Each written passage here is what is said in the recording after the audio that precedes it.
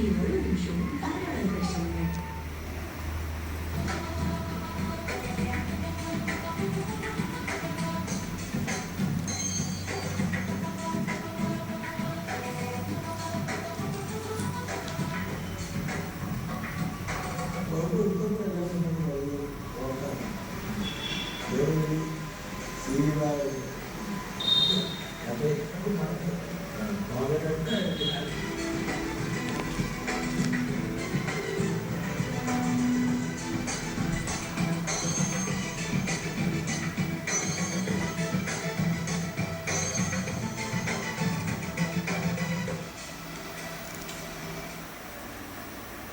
തുടർന്ന് കാണുക വാർത്തകൾക്കപ്പുറത്തെ വസ്തുതകളുമായി സൂര്യ വാർത്തകൾ.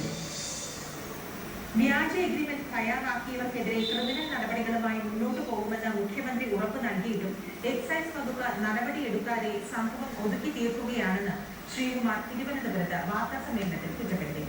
സർക്കാർ ബാർ ഉടമകളുമായുള്ള അവിശുദ്ധ കൂട്ടുകെട്ടിന്റെ തെളിവാണിത്. ഏറ്റുമാനൂരിലെ മാളിക റെസിഡൻസിക്ക് കോടതി നിർദ്ദേശം ലംഘിച്ച് പഞ്ചായത്തിന്റെ അനുമതി ഇല്ലാതെയാണ് എക്സൈസ് വകുപ്പ് ലൈസൻസ് പുതുക്കി നൽകിയത്. ഗുരുതരമായ വിദേശ മദ്യചട്ട ലംഘനമാണ് എക്സൈസ് വകുപ്പ് ഇവിടെ നടത്തിയിരിക്കുന്നതെന്നും കുറ്റക്കാരെ രക്ഷിക്കാനാണ് വകുപ്പിലെ ഉന്നതരുടെ നീക്കമെന്നും ശ്രീകുമാർ കുറ്റപ്പെടുത്തി. കടൽക്കൊള്ള കേസിൽ ഇറ്റാലിയൻ നാവികർ സമർപ്പിച്ച ജാമ്യാപേക്ഷയിലെ കൊല്ലം സെഷൻസ് കോടതി ഈ മാസം 19-ന് വിധി പറയും.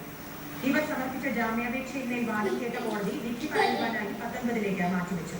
നേരത്തെ CBI കോടതി നാവികരുടെ ജാമ്യാപേക്ഷ തള്ളിയതിനെ തുടർന്നാണ് സെഷൻസ് കോടതിയെ സമീപിച്ചത്. പ്ലാന്റേഷൻ കോർപ്പറേഷന്റെ ഗോഡൌണുകളിൽ സൂക്ഷിച്ചിരിക്കുന്ന ഇൻഡോ സർക്കാർ